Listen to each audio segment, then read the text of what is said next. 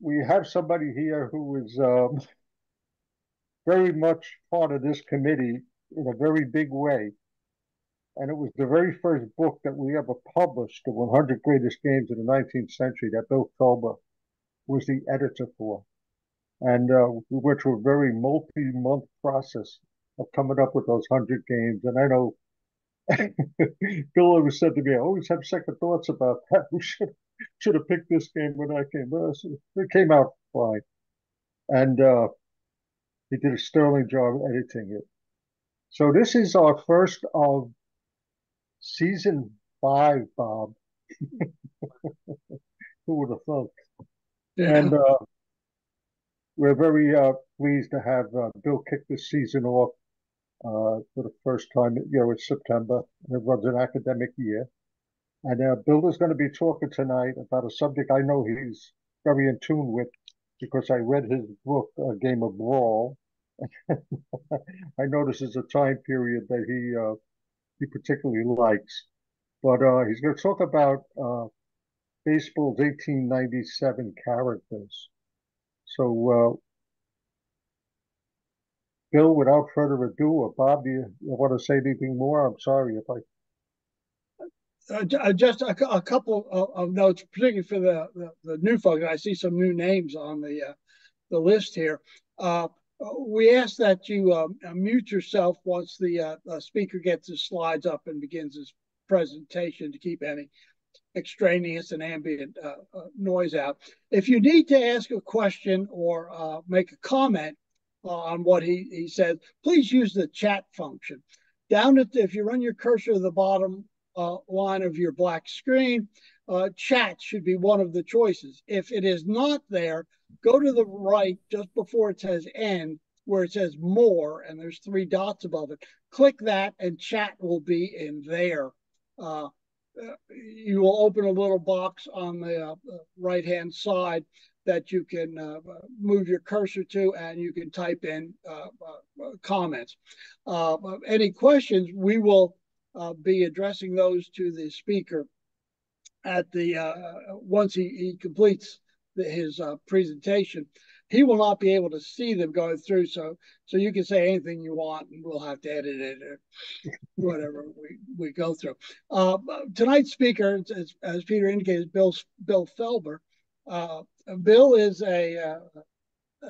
lives in Manhattan, Kansas, and went to Kansas State in Manhattan, Kansas, and worked with a degree in journalism, worked at the Manhattan Mercury 3 decades plus somewhere. He started as a part-time reporter and ended up editor. Very distinguished newspaper career, but he has also been busy looking at baseball history and has written several books. Peter's mentioned some of them. The Game of Brawl. He also wrote, I believe it was called The Book on the Book, and editor of the Inventing Baseball that the committee put out some years ago. The title of Bill's talk tonight is The Characters of 1897. And Bill, if you would like, let's bring your slides up. So okay. If you'll hit the share screen button at the bottom. There you go. Now go to full screen. That's it. Move your cursor to the right a little, to that little icon. Oh, yeah.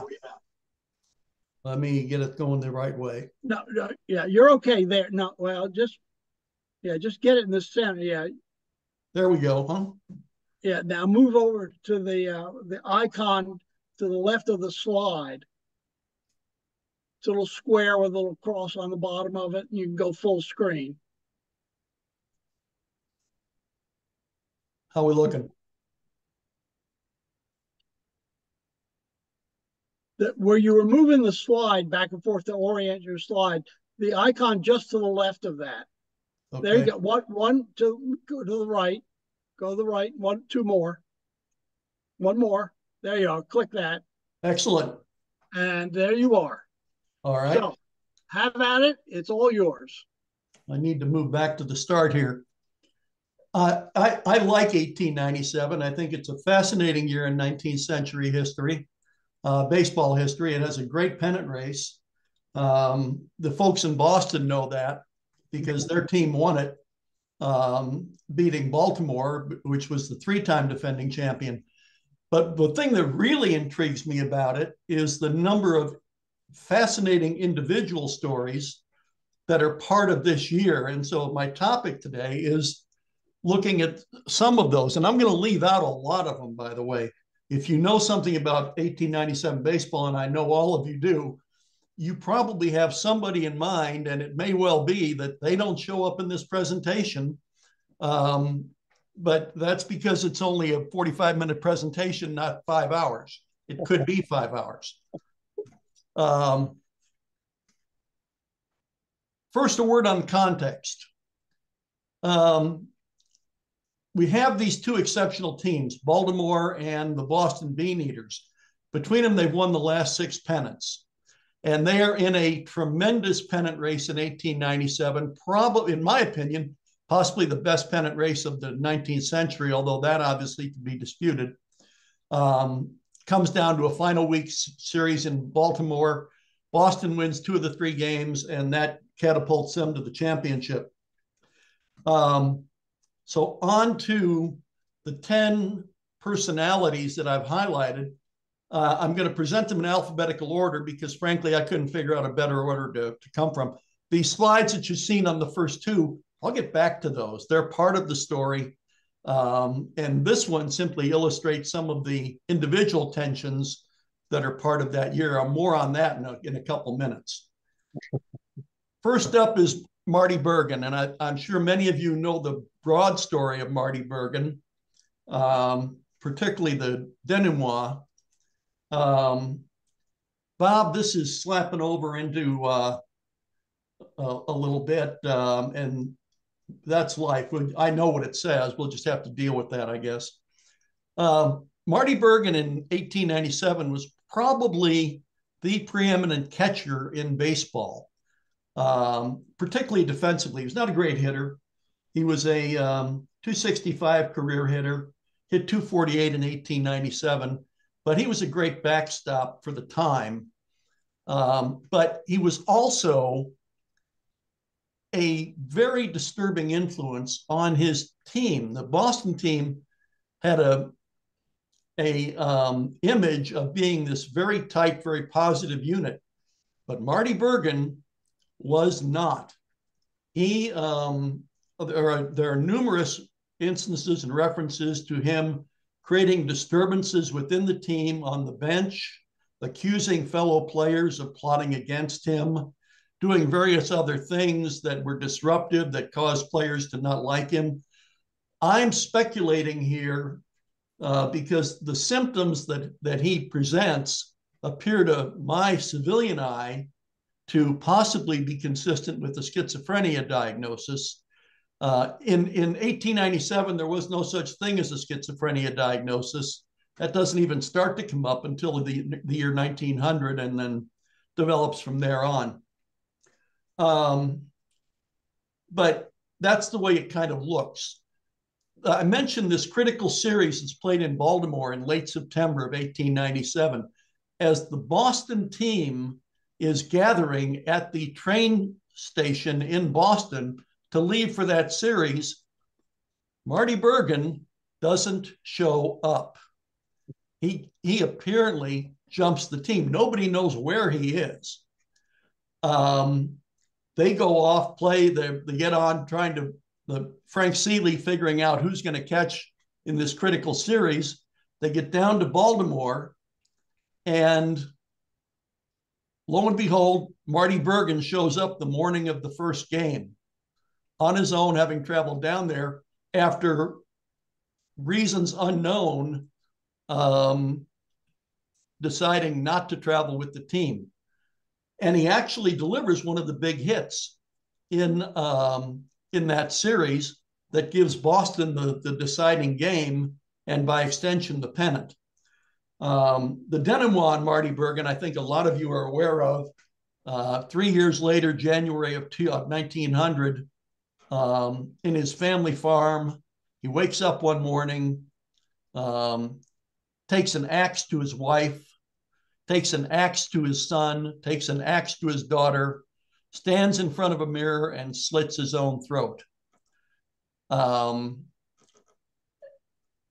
You can speculate, as I've speculated, and perhaps you come to a different conclusion, perhaps you come to the same one. It's impossible to know for sure, but it's certainly one of the great tragedies of baseball of all time, really. I might add a word in passing. Marty Bergen is not to be confused with his brother, Bill Bergen, who was also a catcher, and who was probably one of the worst hitters in baseball history. Bill had a career 170 batting average, despite a career of about 10 years. Marty was a better hitter than that. He was a decent hitter for his time, not a great hitter. A very good defensive catcher, but a very disruptive influence on an otherwise very steady singular team. This is Dirty Jack Doyle. I mentioned in the description that Jerry Casway, in his biography of Ed Delahanty, talks about the Irish influence in the game.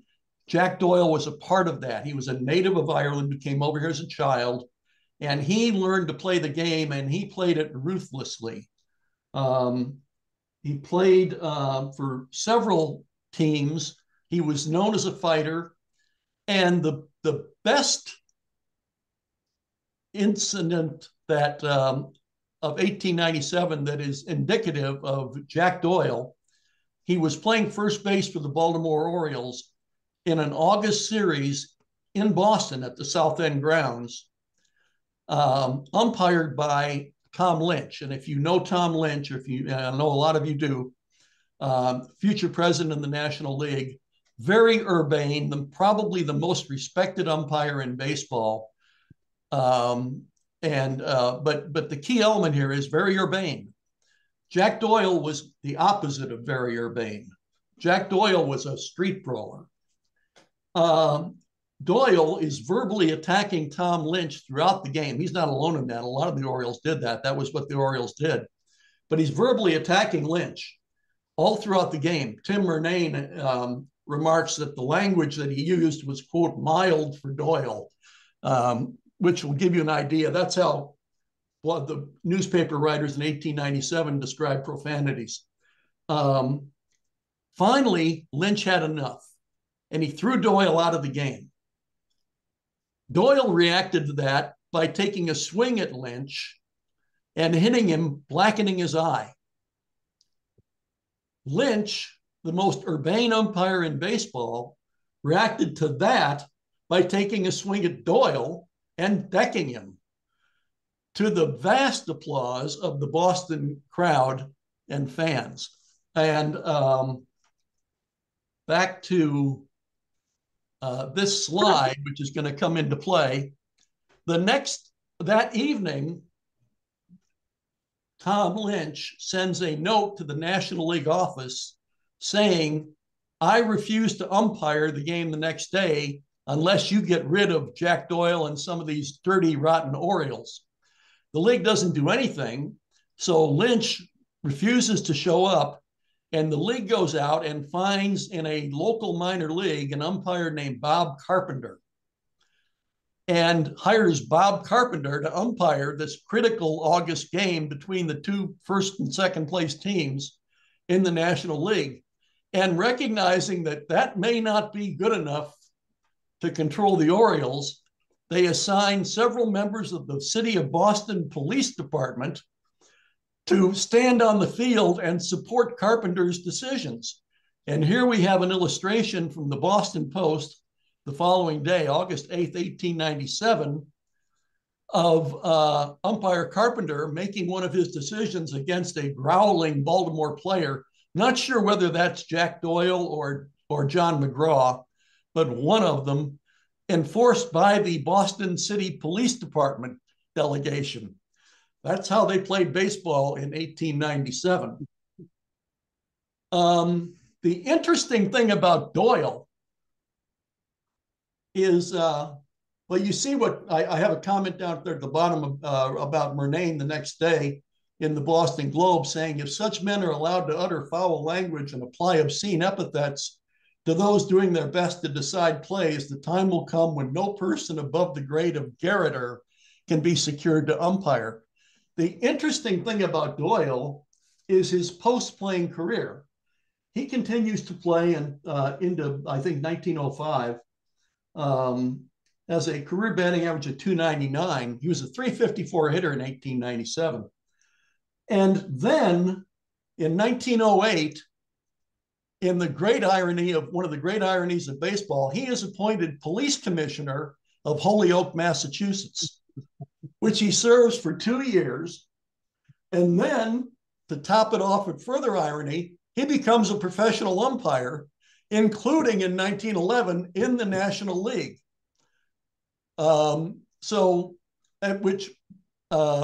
I think is that's maybe coincidental, but I believe his professional umpiring career terminates at the point when the National League hires as its president Tom Lynch. He becomes a scout, particularly for the Chicago Cubs, and he's given a lot of credit in his later years for finding a lot of the players who built the Cubs team that were very good in the late 1920s and the early 1930s. Gabby Hartnett, Stan Hack, guys like that. Andrew Friedman. Andrew Friedman was the owner of the New York Giants. He was a Tammany Hall figurehead in New York. This is a picture of the National League owners at their meeting in 1897. I believe Andrew Friedman is recognizable second from the left, seated next to Tom Lynch.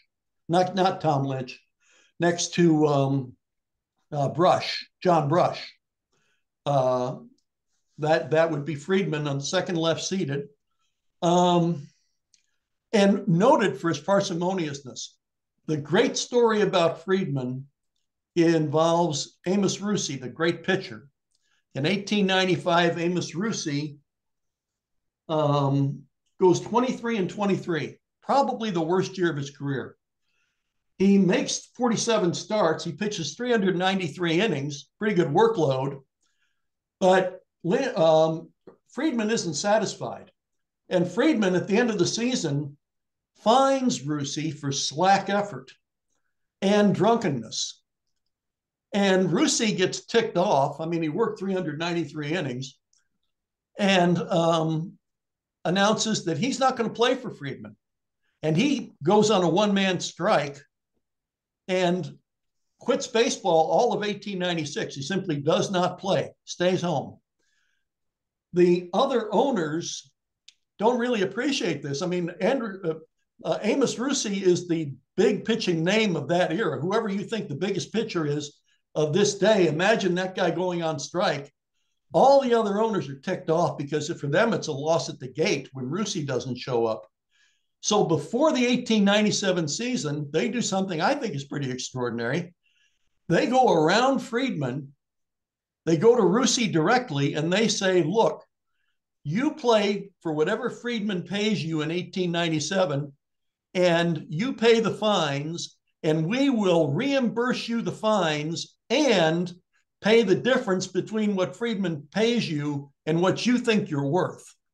And Russi does and comes back and pitches in 1897. And again, is one of the great pitchers of the year. He wins 28, he loses 10, he leads the league in ERA. And Friedman has to put up with it because, after all, he set the price that he was willing to pay Russi, and Russi took it, technically, but not actually. Tim Hurst. The story of umpiring in 1897 is a fascinating one. There are only about 7 or 8 umpires, and some of them are pretty incompetent. It's a 1 umpire per game season. Typically, there are very rare instances when more than 1 umpire is on the field at a time. But Hurst was one of the best known. He was also a prize fighter and a fight manager. He was a tough guy. And more than once, he would stop a brawl or a fight with players, and there were plenty of argumentative players by inviting them to go into the stands and settle things man to man with him. Hearst is arrested twice during the 1897 season for baseball-related activities. One of them I'm going to deal with in connection with a subsequent slide. I'll set that aside for the moment. He's kind of coincidental on that one. The other one is really, to me, is really interesting, and I think it's typical of Hearst. There's a game played in Cincinnati in July. And if you know things about Cincinnati baseball in the 1890s, it's a raucous game. The crowd is really into it. And there's one other element. They like beer. In Cincinnati, they are big beer drinkers, and they serve it at the park in glass steins. So if you order a beer in Cincinnati, it's literally delivered to you in a stein. Well, the fans are going along pretty well, getting on Hearst, and Hearst isn't real happy about it. One of the fans, who turns out to be a Cincinnati firefighter, is seated in the front row behind home plate and is so ticked off at Hearst and his calls, which he thinks are unfair to the Reds, that the firefighter picks up his stein and throws it at Hearst on the field and hits him in the leg. Hearst isn't going to take that. He picks up the stein, which hasn't broken, and he throws it back at the guy and hits him in the face. And there's blood all over the place. The guy's face is opened up. There are later reports that the guy actually was killed. That was not true. But that word gets to Hearst, and Hearst's response to that is, I'm sorry to hear that the man I struck is in a dying condition, but but what's done is done and cannot be helped now. Great attitude by an umpire. Hearst gets arrested for assault and battery. Cincinnati management has to bail him out. And at the bottom, you can see I had the comment that Hearst describes Cincinnati as a city governed by the attitude of win on the level if you can, but if not, win anyway. Cincinnati was not unique in that respect in 1897. The same could have been said for Baltimore, Pittsburgh, and a couple other places as well, maybe Chicago. A few other cities were famous for that as well. This is Parson Ted Lewis. Ted Lewis was a pitcher for the Boston Beaneaters. He is the number 3 pitcher on the championship team of 1897. He had a 21-12 record. He made 34 starts. I add the comment there from Tim Murnane. Described Lewis's throwing style as like a wild butterfly intoxicated with cherry brandy. I'm not sure what that means, by the way, but I thought it was interesting from Murnane. Pitched a 5-hit shutout in that 1897 game with Baltimore that we referenced with all the angry calls that got the fist fight. That was Ted Lewis's game. He pitched a 5-hit shutout. Boston beat Baltimore. The interesting thing I've always thought about Ted Lewis was that in an era that was just populated with on-field violence and everything, he was a complete misfit. He was a graduate of Williams College, which made him singular right there.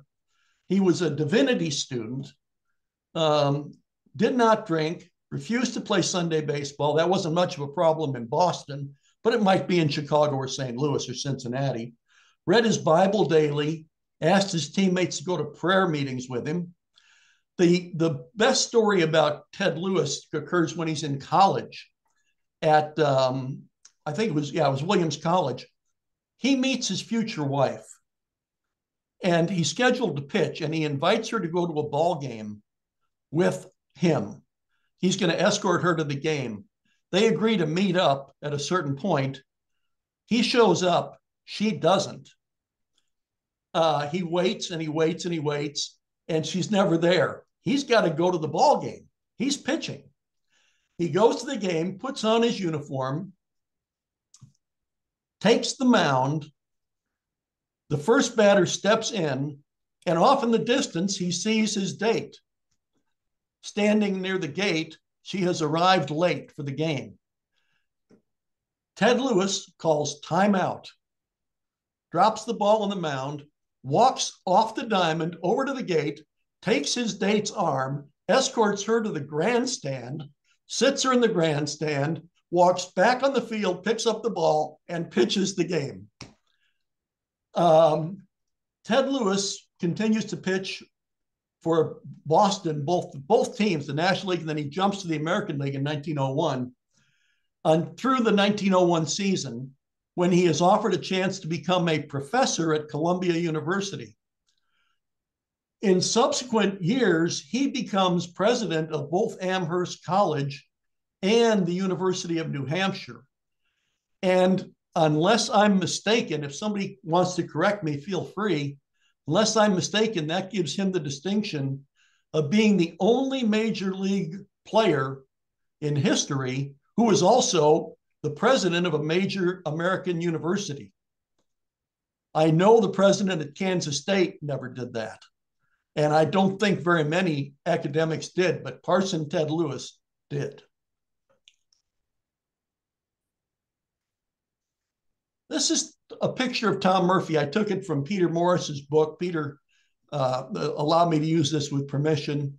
Tom Murphy was the groundskeeper at the Union Grounds in Baltimore. And that was a very important position in the 1890s because the Baltimore Orioles, the three-time National League champions, were also the most noted tricksters in baseball in 1897. You see a picture of them there with Willie Keeler and several of the other players. That's Huey Jennings next to Keeler. He was responsible, Tom Murphy, the guy in the bowler hat, was responsible for maintaining the Union Grounds. What did that mean? Well, it meant hardening the ground in front of home plate to cement to create Baltimore chops. It meant sloping the baselines to feed balls back onto the field that were going to go foul to enhance the Orioles' ability to bunt, which they had the best bunters in the world. It meant sloping the first baseline at a slight downward angle so that the players could run downhill. Most interestingly, I think, Murphy developed the technique of sowing soap flakes into the dirt around the pitcher's mound at the Union Grounds. That meant that when the visiting players on a hot summer day took a handful of dirt from the mound to dry their sweaty faces, guess what ran in their eyes? Soap flakes, which probably didn't help them very much. The Oriole pitchers were advised by Murphy which areas of the mound were not seeded with soap flakes, so they didn't have that problem. And he was also the guy charged with growing the grass in the outfield. You've heard the story. I don't know whether these stories are true, but you've heard the stories about Oriole outfielders hiding baseballs in the outfield.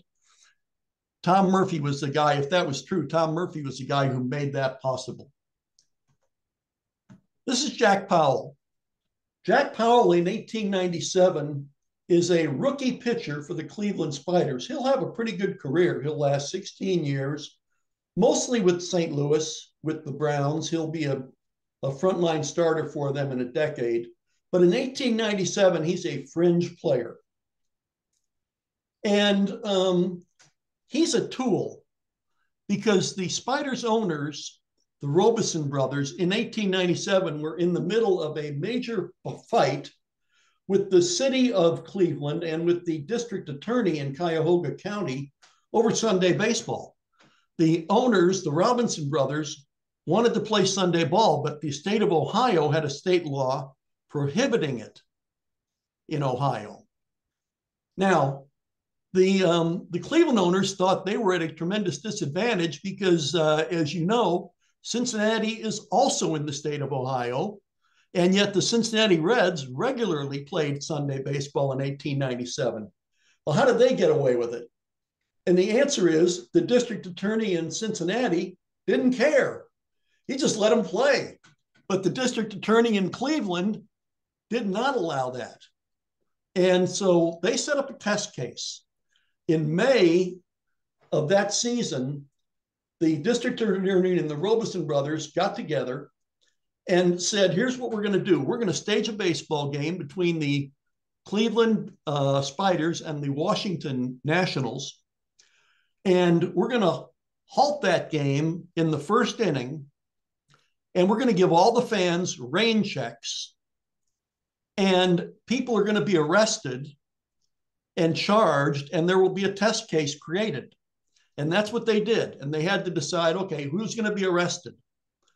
And they decided on that rookie pitcher over there, Jack Powell. He'll be arrested. They picked Jack Powell. And the other guy who was arrested was our old friend Tim Hurst, the umpire that game. This was Hurst's first arrest. They were hauled off. The game was halted. Oh, by the way, Powell, although he was a pitcher, was moved to first base that day. And I've never quite figured out why it made any difference to arrest the first baseman as opposed to the pitcher. It's not like the game was going on, but that's what they did.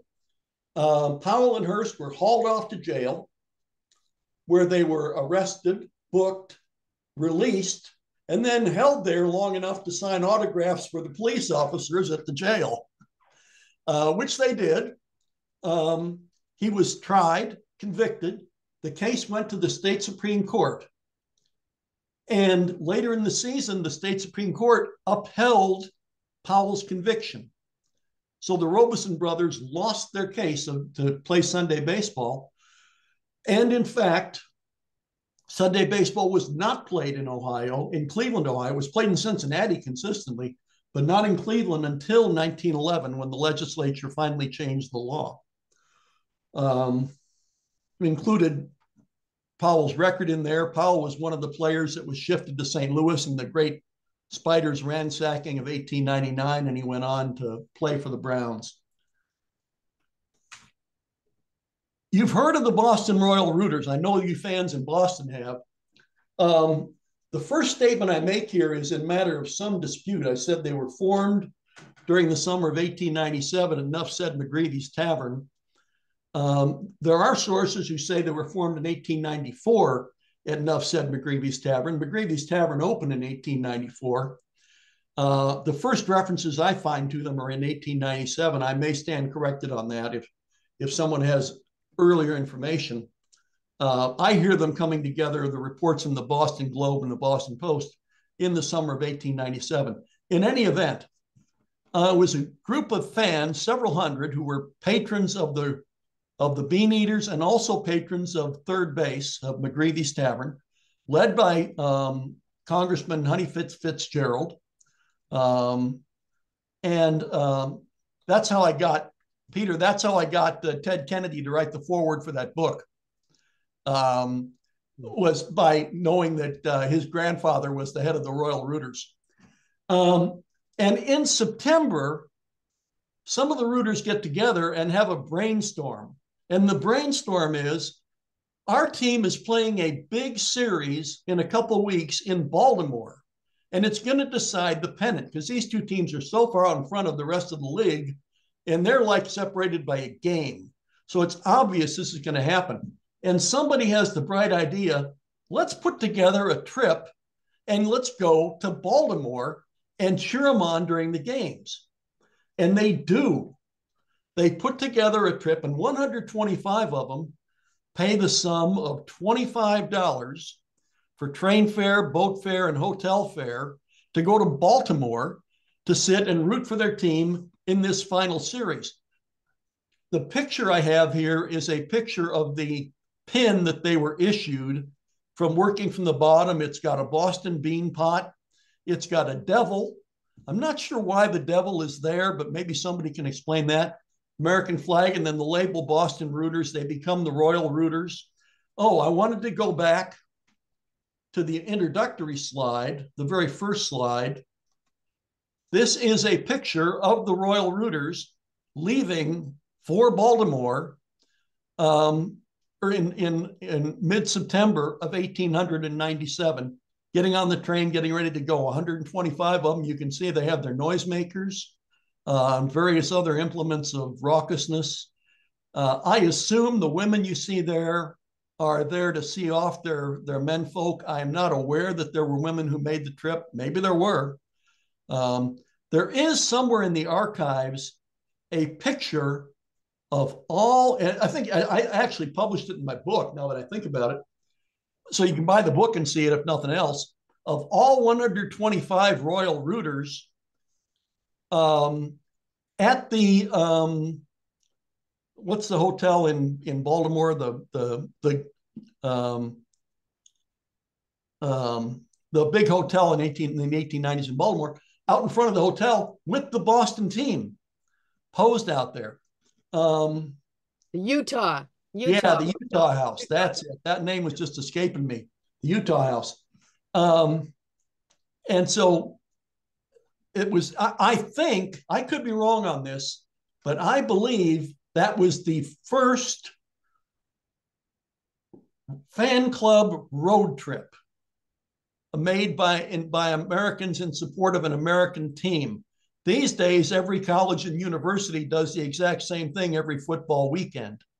My team just did it down to New Orleans this past weekend. Everybody does it now. I believe this was the first in support of a team. I add that caution because there may have been earlier ones to see boxing matches, maybe the great John L. or something like that. That could have happened. But in terms of a team fan club, I believe this is the origin of what is now simply a widely accepted American tradition. Louis Sockalexis, Cleveland Spiders. He was a Penobscot Indian. His story is pretty well known. The most interesting thing about Louis Sockalexis to me is how he became a Cleveland Spider. In the season of 1896, he was a great college baseball player at Notre Dame. He had previously played at Holy Cross, transferred to Notre Dame, played at Notre Dame, and was a star. Every professional team had him on his radar, had them on their radar screen to sign once he got out of college. In February of 1897, there is an incident in South Bend that results in the arrest of Louis Sockalexis. And the incident involved Sockalexis tearing up a South Bend brothel run by a woman named Popcorn Jenny. Now, I cannot tell you what prompted Sockalexis to tear up Popcorn Jenny's brothel. I'll have to leave that to your imagination. But he did, and he got charged. He was arrested and charged for disorderly conduct. Patsy Tebow reads about this, the manager of the Cleveland Spiders. And the morning of the trial, Patsy Tebow takes the overnight train from Cleveland to South Bend, sits down with the district attorney in South Bend and says, I'm going to make you a deal. If you will drop the charges against Louis Sockalexis, I will take him out of South Bend right now and promise that he never comes back. And the district attorney bought the deal, signed off on it. There was no trial. Patsy Tebow and Louis Sockalexis get on a train from South Bend back to Cleveland. Sockalexis joins the Spiders. Tebow puts him in the outfield. And for the first 60 games, he hits 370, drives in 40 runs. He is a major star all over the nation. But there's still the drinking problem and the behavior problem. He injures his ankle around the 4th of July. And Tebow, in order to protect him, puts him up in a hotel and posts guards at the hotel door. He's on a second floor room.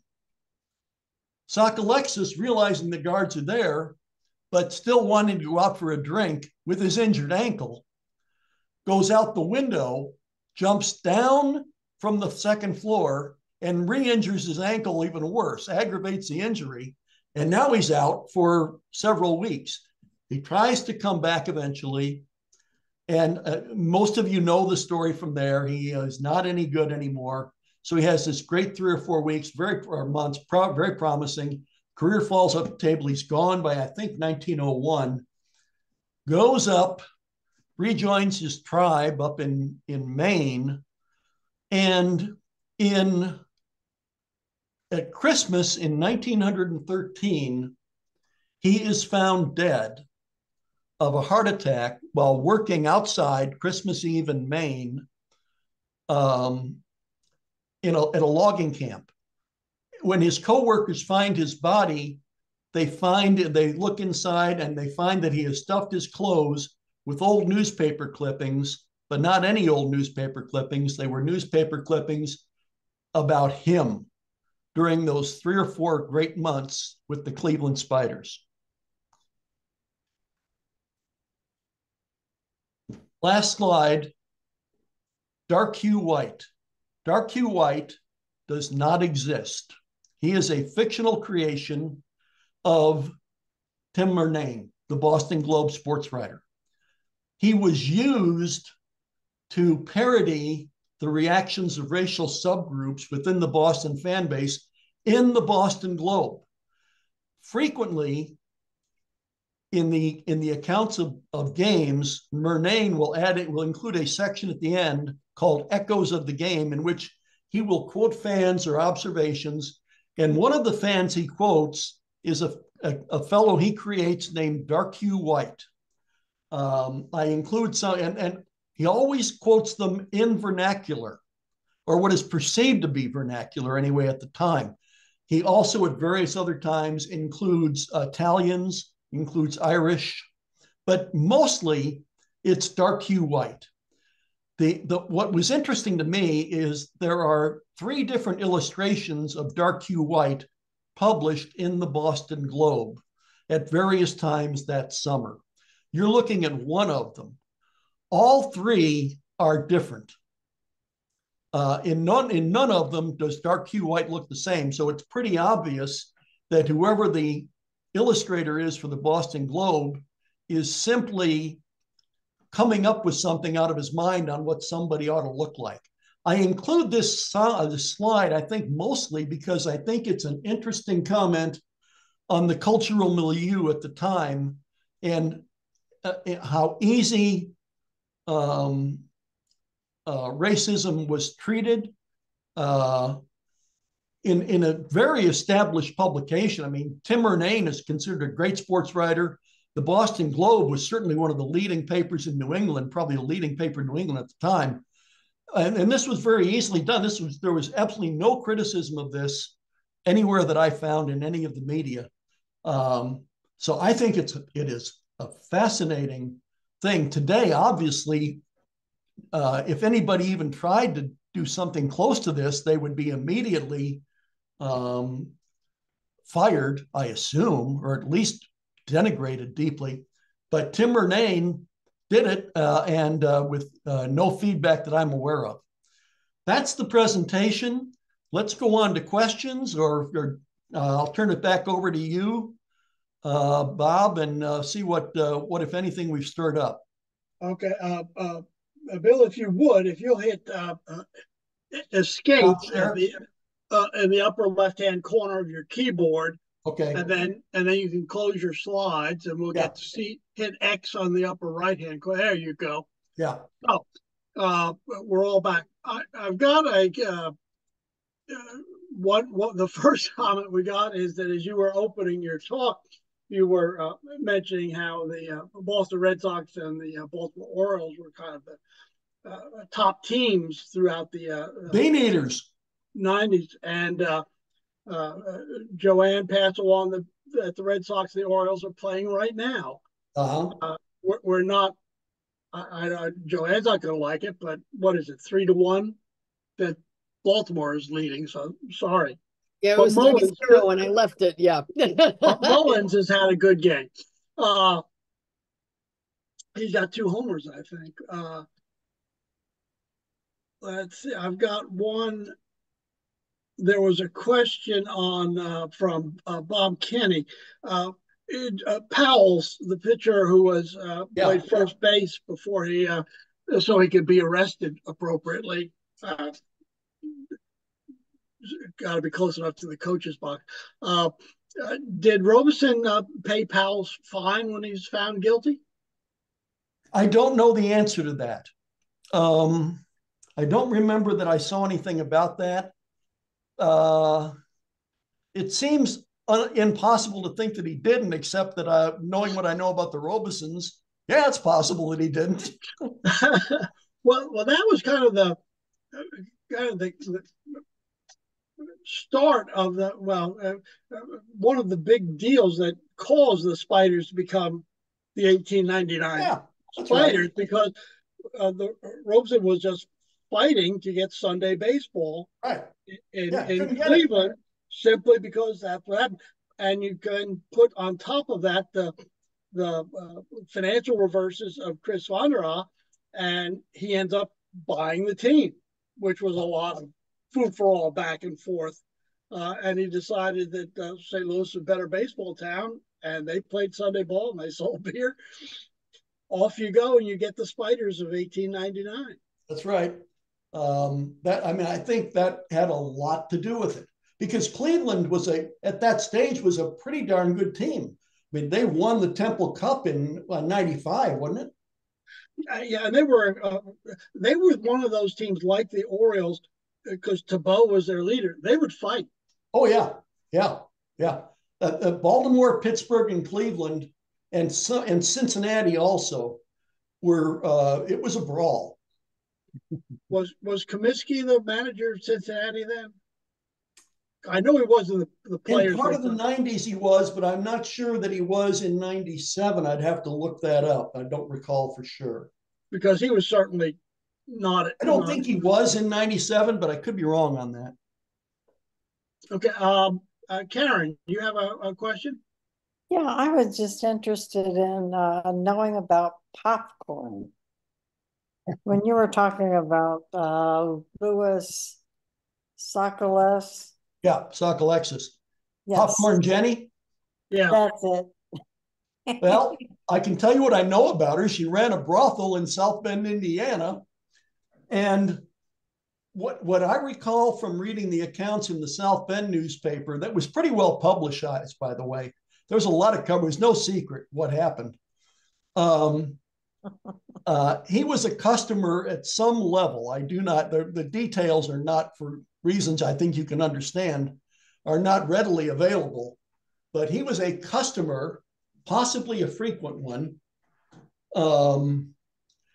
And obviously, I say obviously, I'm speculating. I'm sure there was liquor involved, in addition to women. And for some reason that is lost to history, Louis Sockalexis did not approve of the way Popcorn Jenny ran her place, or at least of the services she offered to him. And he took an exception to it, and it made all the papers, because there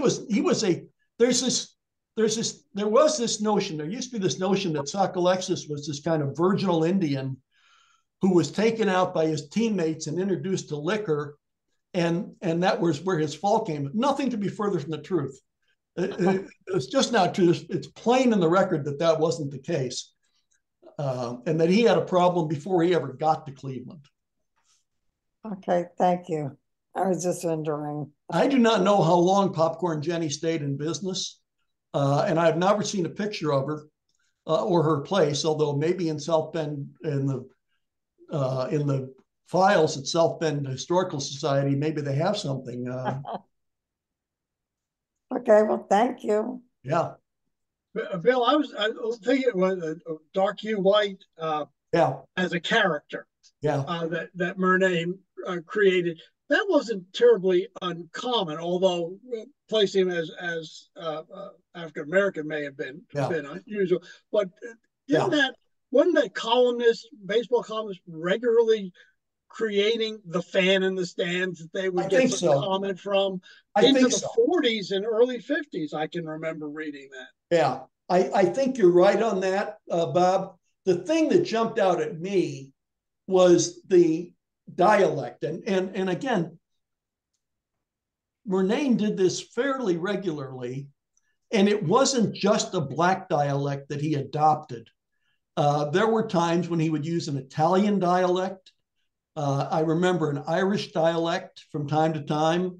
I don't recall specifically a Jewish dialect, but it wouldn't surprise me if it was there and I missed one. Almost any group in 1890s Boston that was considered a minority group by the dominant white class of the time, it was likely, I think, that Murnane probably parodied them at some point.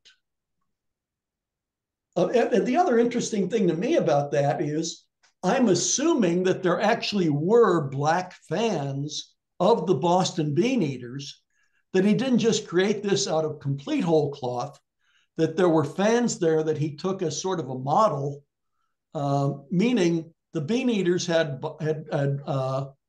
white fans and black fans, which is entirely plausible, of course. I'm not aware that South End grounds either had segregated seating or had open seating. I don't know what the rules were there at that time, or if that was even a question. I would suspect that they would have been segregated at some level. That late in the 19th century.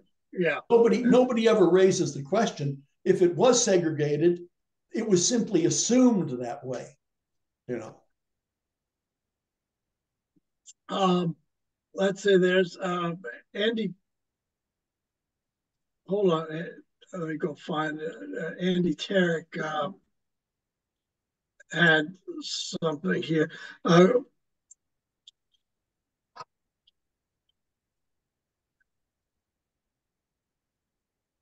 They might have it. For everybody here, Jerry Micarenda has a question for the group regarding juvenile books. If you would like to approach him, I'm sure his email is in the SABR directory on the SABR. Yeah, and I'm on the connections too, so thanks, appreciate it. Okay, very good.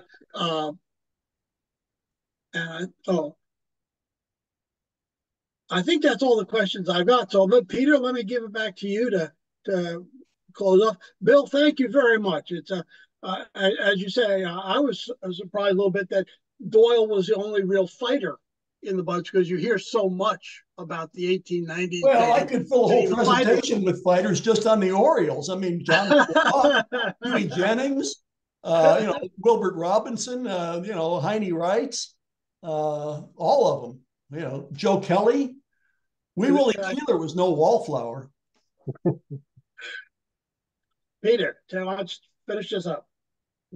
I just want to, Bill, you did a sterling job. Thank you very, very much. I knew that was going to be an entertaining presentation. Jerry made a comment that Jack Doyle didn't look too dirty in that photo. By the way, this is Bill's book about the Boston Bean Eaters and the Orioles matching up in 1897.